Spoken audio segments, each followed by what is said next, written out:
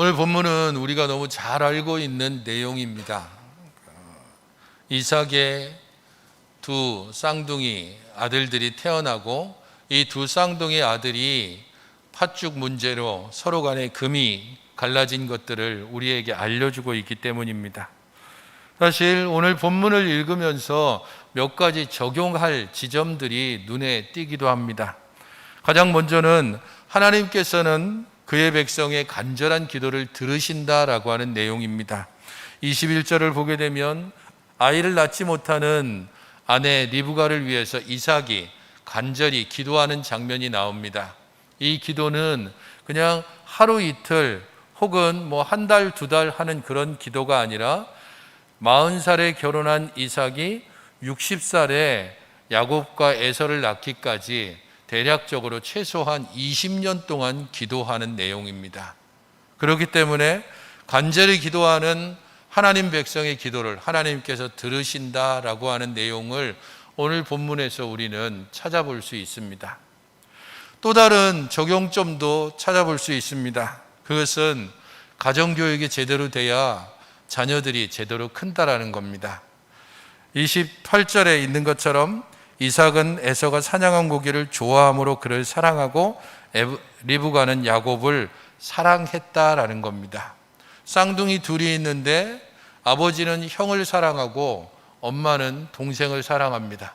그게 너무도 두드러지기 때문에 지금 여기에서 이렇게 말을 하고 있습니다. 그 정도로 가정 내에서 부모의 편애가 있고 이 부모의 편애가 잘못된 형제 간의 관계를 형성하고 형제 우애를 해칠 수 있다는 것도 오늘 본문을 통해서 우리는 찾아볼 수 있습니다. 또 다른 측면에서 34절에 있는 것처럼 하나님께서 주시는 은혜 혹은 하나님의 복을 가볍게 여겨서는 안 된다는 측면도 오늘 본문에서 우리는 찾아볼 수 있습니다. 장자의 명분, 곧 장자권을 가볍게 여기는 에서의 모습을 보면서 우리 자신들이 하나님께 은혜를 구하고 하나님의 은혜를 온전히 바라는 그런 모습들이 혹여라도 이런 에서의 모습과 같지는 않을까 조심하며 또 하나님 앞에서 이 은혜를 지켜가는 일에 있어서 더욱더 힘써야 하겠다고 하는 그런 결심을 하게 만드는 본문이기도 합니다. 기도를 들으시는 하나님, 가정교육의 중요성, 그리고 하나님의 은혜에 대한 간절함과 기대, 이 내용이 오늘 본문에 우리에게 전달해 주는 가장 중요한 내용일까요? 적용해서 이 부분들을 우리가 생각해 볼 수는 있지만 우리가 성경을 볼 때에 어느 한 부분을 보는 것이 아니라 왜 이 사건과 이 내용이 우리에게 전달됐는지를 살펴볼 때 말씀의 깊이를 제대로 알 수 있습니다. 그냥 성경의 어느 한 부분을 뽑아내서 그것을 적용하고 그것이 하나님께서 우리에게 이 본문을 통해서 주시는 말씀이다라고 하게 되면 우리들은 말씀의 깊이에 들어가기보다는 그냥 얕은 물가에서 겨우 발만 적시는 그런 수준의 사람으로 머무르게 되는 것입니다. 그러므로 아주 익숙한 오늘 이 본문을 통해서 우리가 집중해야 될 두 단어가 있다면 하나는 약속이라는 단어고 또 다른 하나는 은혜라고 하는 단어입니다. 하나님의 약속의 부분에서 특별히 살펴봐야 될 것은 첫 시작에 있어 19절과 20절이 매우 희망차게 시작되고 있다는 지점입니다. 19절을 보십시오. 이삭의 족보가 등장하고 있습니다. 이제 아브라함의 시대는 끝나고 새로운 세대 이삭의 시대가 시작됐습니다. 아브라함은 이삭을 낳았습니다. 그리고 이삭은 40세에 리브가를 아내로 맞이했습니다. 적어도 이 지점까지 더더군다나 리브가가 어떻게 이삭의 아내가 되었는지에 대해서 20절에 소개하면서 밧단 아람의 아람 족속 중에 부두엘의 딸이고 아람 족속 중 라반의 누이다라고 얘기합니다. 리브가가 어떻게 이삭의 아내가 되었는지는 이전에 살펴보았습니다. 리브가는 자신의 고향 밧단 아람, 원래 아브라함이 거주했던 하란이라고 하는 곳에서부터 무려 800km나 떨어진 부엘라 헤로이라고 하는 이삭이 거주하는 장소로 왔습니다. 지도를 통해서 보시게 되면 이 장소가 상당히 먼 거리에 위치하고 있다는 것을 알 수가 있습니다. 아브라함이 이삭을 낳고 이삭이 리브가와 결혼하는 과정 가운데 저 하란에서부터 이삭이 있는 부엘라 헤로이까지 최소 800km, 거의 지금의 기준으로 봤을 때에 약 840km 정도가 됩니다. 오늘 우리로 지금 생각해 보면 서울과 부산을 왕복하는 거리라고 생각하시면 됩니다.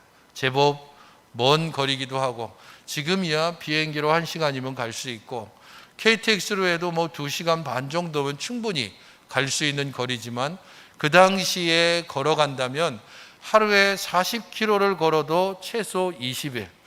근데 많은 보물들을 끌고, 그리고 여인과 아브라함의 종이 그곳을 걸어왔다면 최소 한 달 정도가 걸려서 결혼하기 위해 한 번도 만나보지 않은 이삭이라고 하는 사람과 결혼하기 위해 리브가는 저곳 하란을 떠나서 부엘라 헤로이까지 왔습니다. 그 이유는 희망 때문입니다. 하나님께서 리브가에게 아브라함의 종을 통해서 주신 말씀을 그대로 듣고 믿고 순종하게 했고, 아브라함이 떠나왔던 그 길을 함께 걸어오면서 하나님께 대한 믿음과 신뢰와 희망을 가지고 그 땅으로 왔습니다. 리브가는 성경 전체를 통해서 우리가 살펴보는 것처럼 조용했던 이삭과는 다르게 매우 열정적인 여인입니다. 앞장서서 일들을 처리해가고, 그리고 일을 계획하고 그것을 실행에 옮기는 여인입니다. 이런 리브가가 한참 지금 결혼을 앞두고 있는 나이에 이삭에게 오는 이 과정 중에 리브가의 열정과 희망이 얼마나 클지를 생각해 볼 수 있습니다. 그녀의 열정 그리고 희망으로 오늘 본문은 시작합니다. 그녀는 무려 800km가 넘는 거리를 이삭과 결혼하기 위해서 왔고 결혼했고, 이제 결혼 생활이 시작됩니다. 뭔가 이 열정과 희망 가운데 좋은 열매가 맺어질 것 같은데 21절은 암울한 현실을 우리에게 보여줍니다. 21절을 보십시오. 이삭이 그의 아내가 임신하지 못함으로입니다. 그의 아내 리브가가 임신하지 못했습니다. 1년 정도쯤이야 그럴 수도 있다라고 생각할 수 있지만 무려 20년입니다.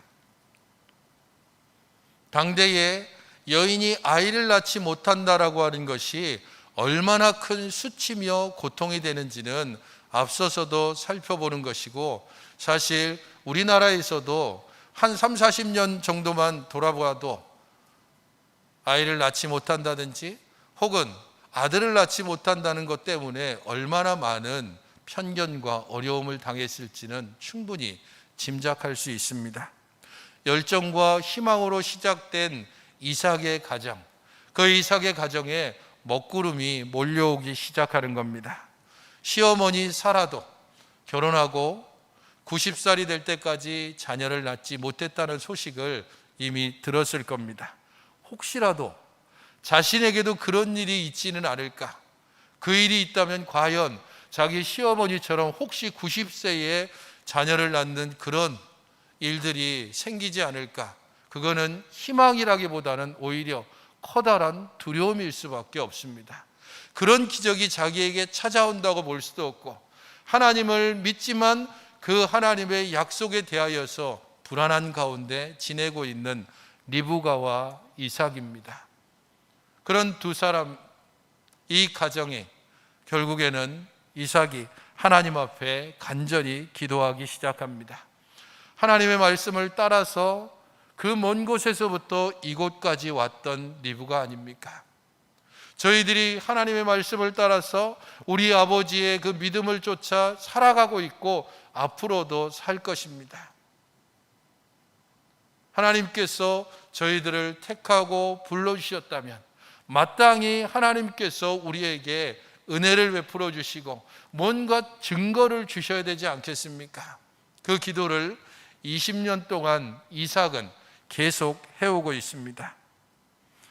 그러한 이삭의 기도에 하나님께서 응답하시고 하나님께서 그 기도를 들어주셨습니다. 희망찬 시작과 암울한 현실, 그 정도쯤 우리도 충분히 겪었던 일이고 우리도 그 정도 상황에서 하나님께 기도할 수 있어 라고 말할지 모르지만 20년입니다. 그렇게 오랜 세월을 하나님을 신뢰하며 기도할 수 있는가?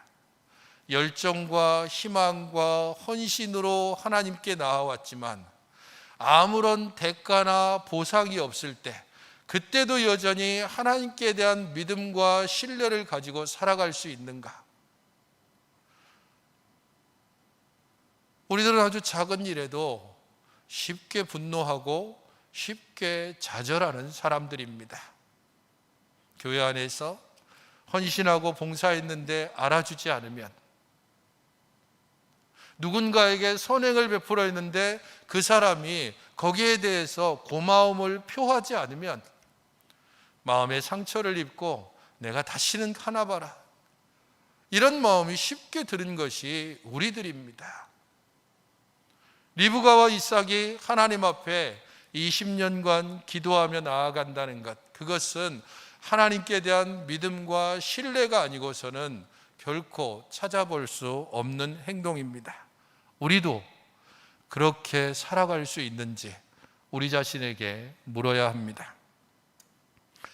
이러한 불안한 현실 가운데서 하나님의 약속은 주어졌습니다. 그리고 자녀들이 태어났습니다. 하지만 이 불안한 현실은 기도가 응답된 뒤에도 계속되고 있습니다. 22절을 보십시오. 그 아들들이 그의 태 속에서 서로 싸웠다라고 말하고 있습니다. 두 아이들이 서로 싸우고 있습니다. 20년 만에 하나님의 기도의 응답으로 쌍둥이를 가졌는데 태 속에서 서로 싸웁니다. 그냥 서로 싸웠다라고 기록되어 있지만 원문의 의미는 아이를 품고 있는 이 태, 그것이 찢어질 정도의 고통이 리브가에게 있었다는 의미입니다. 여기서 쓰여진 싸운다라고 하는 단어가 흔히 성경에서는 두개골을 쪼갤 때 사용되는 단어입니다. 사사기에 나오는 것처럼 한 여인이 성벽에서 맷돌을 던져서 사람을 죽일 때 두개골이 깨졌다라고 했을 때 쓰이는 단어가 이 단어입니다. 리브가가 겪은 고통이 얼마나 심각한지를 생각해 봐야 합니다. 자신의 뱃속에서 두 아이가 그야말로 끊임없이 괴롭고 고통스럽게 해서 한날 한시도 평안함을 지나지 못하게 하는 그러한 상황이 계속되고 있는 겁니다. 그래서 리브가는 이런 상황이 계속되면 내가 어찌할 거라고 탄식할 수밖에 없는 겁니다. 이 상황이 지속되면 나는 견딜 수 없고 혹여라도 아이가 죽든지 내가 죽든지 그 상황에 이를 수밖에 없는 그러한 상태라는 겁니다.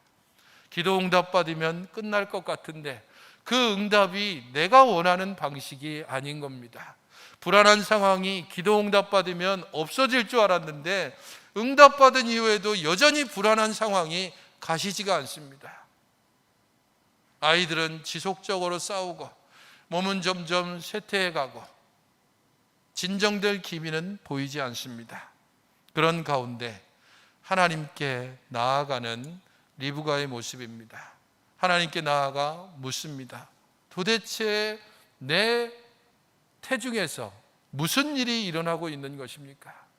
하나님께서 내게 응답하셨고 하나님께서 약속하신 대로 받았는데 제 태중에서 일어나고 있는 이 일을 저는 어떻게 이해해야 됩니까? 라고 묻고 있습니다. 내가 기대하고 바라던 현실이 아닐 수도 있습니다. 내가 원하던 기도 응답이 주어지지 않을 수도 있습니다. 그런 상황 속에서 과연 우리들은 하나님 앞에 어떻게 나아갈 수 있는지, 우리의 기도 응답이 내가 원하는 대로 이루어지지 않아도 기도를 들으시는 하나님께 나아갈 수 있는지, 응답하시는 하나님을 신뢰하며 그 하나님의 은혜 가운데 여전히 머물러 있을 수 있는지 우리 스스로에게 또 질문해야 합니다. 하나님의 약속이 주어졌습니다. 두 국민이 태중에 있고 두 국민이 태중에서 나누어진다. 이 족속은 저 족속보다 강할 것이고 큰 자는 어린 자를 섬길 것이다 라고 하는 겁니다. 하나님의 약속은 분명히 성취되었습니다. 두 국민이 있고 두 국민이 나누어진다라고 말했기 때문입니다.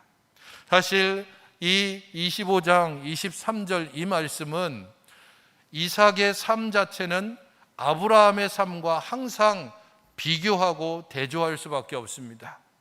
오늘부터 살펴보겠지만 이삭의 삶은 아브라함이 걸어온 길을 그대로 따라가고 있기 때문입니다. 그래서 이 약속은 하나님께서 아브라함을 부르실 때의 약속과 연결됩니다. 곧 창세기 12장 1절부터 3절에 하나님께서 아브라함을 부르실 때에 본토, 친척, 아비집을 떠나고 내가 너로 큰 민족을 이루게 하고 내가 너를 복주어서 모든 민족에게 복주리라고 하신 이 약속과 두 쌍둥이에 대한 약속이 서로 연결이 되는 겁니다. 두 국민이 내 속에 있다. 두 국민은 나누어질 것이다. 어느 하나는 다른 하나보다 강할 것이고 큰 자는 작은 자를 섬기게 될 것이다. 아브라함에게 약속하신 바대로 너로 큰 민족을 이루게 하겠다는 약속이 적어도 이 시점에서 어느 정도 성취됩니다. 한 국민이 아니라 두 국민이 생겼기 때문입니다. 하지만 이 약속과 관련해서 우리는 또 하나 생각해야 되는데, 하나님의 약속은 두 국민 중에 누구에게 연결되었느냐 하는 것입니다. 누가 하나님의 약속을 받아 그 하나님의 약속을 따라 살아갈 수 있는 국민이냐? 두 국민이 하나로 합쳐지면 괜찮지만 나누어질 것이다. 어느 하나는 약속의 국민이고 어느 하나는 버려지는 국민이라는 겁니다. 큰 자가 어린 자를 섬길 것이다 라고 하는 말씀이 세상의 방식과는 다른 하나님의 뜻에 대해서 알려줍니다. 하나님의 약속, 하나님의 구원 계획, 그 모든 주도권이 하나님께 있음을 여기에서 보여줍니다. 아브라함과 맺은 언약의 근거에서 하나님은 분명히 말씀하고 있습니다. 너에게 주어지는 약속은 그대로 이루어질 것이다. 하지만 그 약속은 약속의 씨를 통해서만 이루어질 것이다 라고 하는 것입니다. 사도 바울은 이 부분을 로마서 9장 6절부터 9절에 이렇게 설명을 하고 있습니다. 그러나 하나님의 말씀은 폐하여진 것 같지 않도다. 이스라엘에게서 난 그들이 다 이스라엘이 아니요 또한 아브라함의 씨가 다 그의 자녀가 아니라 오직 이삭으로부터 난 자라야 내 씨라 불리리라 하셨으니 곧 육신의 자녀가 하나님의 자녀가 아니요 오직 약속의 자녀가 씨로 여기심을 받느니라. 약속의 말씀은 이것이니 명년 이맘때 내가 이르리니 사라에게 아들이 있으리라 하심이라. 사라에게 약속하시고 그 약속에 따라 이삭이 태어났습니다. 이삭에게 기도 응답을 하셨고 그 응답을 따라 두 국민이 탄생할 것입니다. 하지만 큰 자가 작은 자를 섬기게 될 것입니다. 하나님의 약속은 바로 그렇게 하나님의 주권을 따라 모든 민족이 있지만 그 민족 중에 어느 하나를 택하여 하나님의 약속과 하나님의 구원을 이루시겠다고 우리에게 전달해 주시는 것입니다. 그것을 한마디로 표현하면 은혜라고 하는 것입니다. 모든 사람이 있는데 왜 저만 택하셨습니까? 모든 민족이 있었는데 왜 이스라엘만 택하셨습니까? 그 당시에 수많은 사람이 있었는데 왜 아브라함을 택하셨습니까? 라고 묻는 것은 어리석은 것입니다. 사도 바울은 이 부분들을 로마서 9장에서 특별히 토기장이 비유와 관련해서 말합니다. 토기장이가 진흙을 가지고 간장 종지를 만들든 아니면 화분을 만들든 무엇을 만들든 그것은 토기장이의 고유한 권한이다. 감히 진흙이 나를 왜 이렇게 만들었냐고 말하는 것은 말도 되지 않는다라고 그렇게 설명하고 있습니다. 하나님의 은혜가 그렇습니다. 왜 쟤는 주고 저는 주지 않습니까? 왜 우리에게는 내리고 저 사람들에게는 내리지 않는 겁니까? 라고 묻는 것은 어리석습니다. 하나님은 선택하셨고 은혜를 베풀어 주십니다. 하나님은 부르시고 능력을 부어주십니다. 그것이 하나님의 은혜의 방식이고 하나님의 주권을 따라서 우리에게 이루어지는 방식이기 때문입니다. 하나님의 은혜가 이삭의 가정에 임하는 데 있어서 이 은혜가 제대로 적용이 되어질까? 하지만 우리는 그 은혜가 제대로 적용되지 못하는 현실을 봅니다. 아까 첫 시작에서도 말한 것처럼 이삭은 에서의 사냥한 고기를 좋아했습니다. 조용하고 거의 드러나지 않는 이삭에게 한 가지 취미가 있다면 음식을 상당히 좋아한 것 같습니다. 오늘날로 치면 미식가처럼 생각할 수 있지만 적어도 이삭은 눈에 드러나게 에서의 사냥한 고기를 좋아했습니다.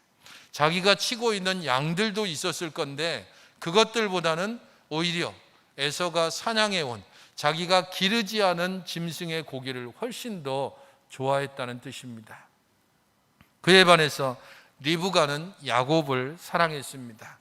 리브가가 왜 야곱을 사랑했는지는 등장하지 않습니다. 그 이유가 아마도 짐작해 보건대 앞에 설명했듯이 조용하고 장막에 거주하는 늘 엄마 옆에 머물고 엄마의 일을 도와주는 야곱에게 훨씬 더 많은 정이 갔을 겁니다. 더더군다나 아버지 이삭이 눈에 띄게 형 에서를 사랑하고 있는 것이 보여지니까 그의 반발에서 엄마의 사랑은 막내인 야곱에게 쏟아 부어졌던 것 같습니다.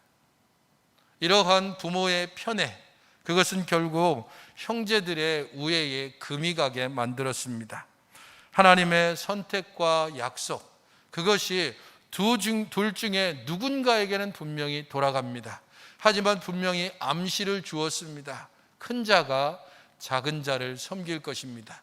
누가 큰 자고 누가 작은 자인지는 명확지 않지만 어느 정도쯤 충분히 짐작해 볼 수 있습니다. 적어도 이 시점에서 에서가 큰 자이고 야곱이 작은 자처럼 보입니다. 하지만 그렇게 단정해서도 안 됩니다. 왜냐하면 어느 곳에서도 에서를 큰 자로 그리고 야곱을 작은 자로 얘기하고 있지 않기 때문입니다. 정말 큰 자와 작은 자를 나누는 가장 중요한 기준이 있다면 누가 하나님의 약속을 신뢰하고 그 하나님의 약속을 기대하고 그 하나님의 약속을 움켜쥐려고 하는가라는 겁니다. 그럴 때야만 에서가 사냥해서 돌아오고 그 배고프고 피곤해서 붉은 것을 달라고 했을 때 갑자기 뜬금없이 야곱이 형의 장자권을 내게 팔라라고 그렇게 말하는 장면이 이해가 됩니다.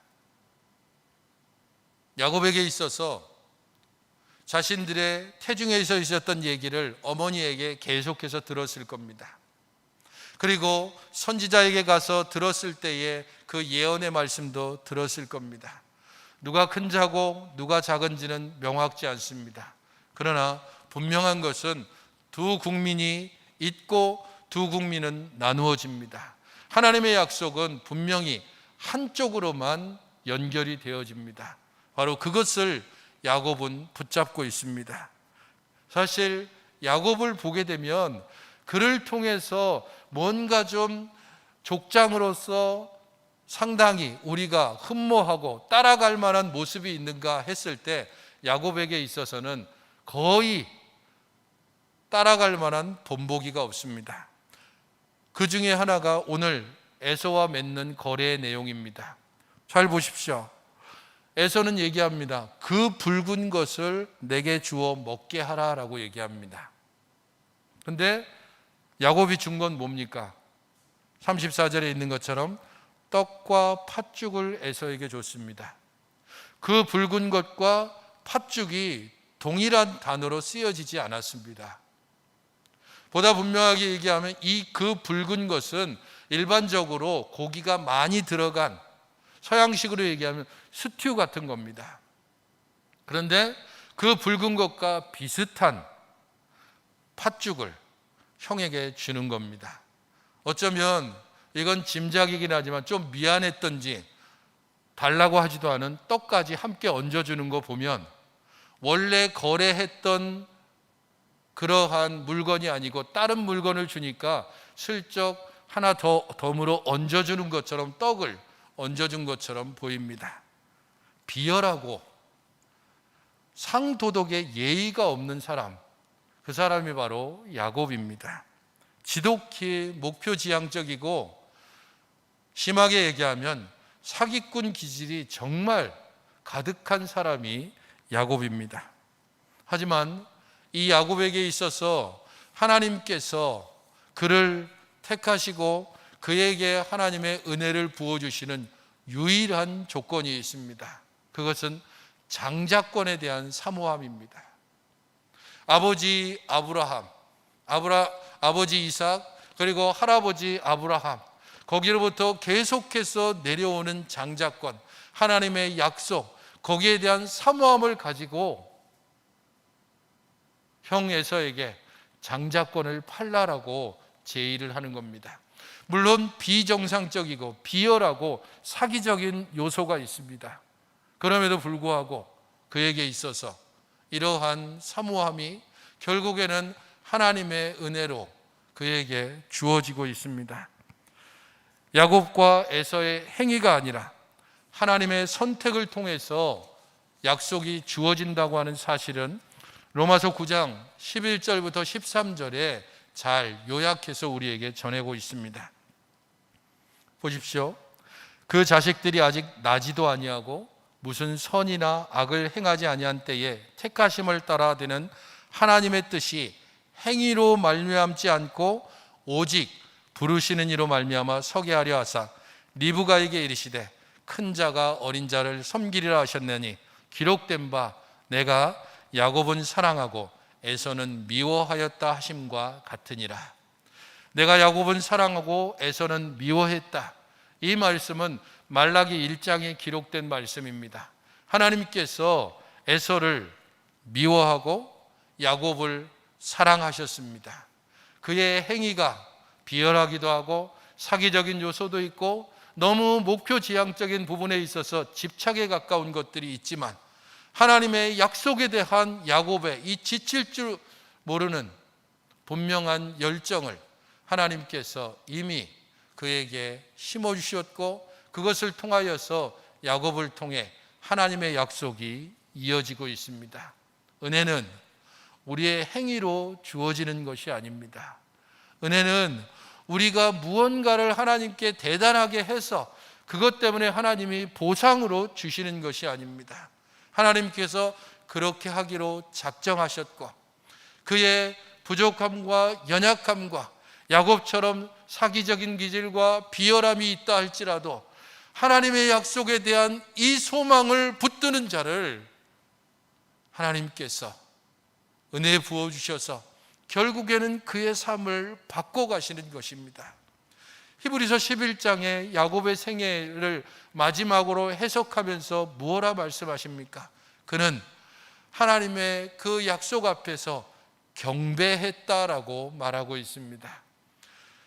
무언가를 얻기 위해서 엎드리고 무언가를 얻기 위해서 거짓으로 경배하는 척 해왔던 야곱이었습니다. 하지만 그의 생애의 마지막에 그는 자기 침상에서 하나님께 경배함으로 자기의 생을 자기가 죄인인 것처럼 그렇게 살아왔지만 결국은 하나님께서 이 모든 삶을 인도하셨다는 것을 고백하고 있습니다. 자기 집을 떠나서 형 에서의 그 추격을 피해 밧단 아람으로 가는 그 길에 베델에서 하나님을 만났을 때에 삼촌 라반으로부터 거듭되는 그러한 사기를 당하면서 속임수로 재산을 불리는 과정 가운데 그 모든 걸 자기가 할 수 있다고 여겼던 야곱이었지만 결국 그의 마지막 생애에서 하나님이 이 모든 길을 인도하시고 그에게 은혜를 부으셨음을 기억하여 그의 침상머리에서 마지막으로 온 힘을 다하여 하나님께 경배함으로 은혜 주시는 하나님을 기억하고 그 하나님께 나아가는 야곱의 모습을 봅니다. 하나님의 은혜는 정직한 자에게 주어지는 것이 아닙니다. 하나님의 은혜는 정말 공의로운 자에게, 그러나 하나님을 믿지 않는 공의로운 사람에게 주어지는 것도 아닙니다.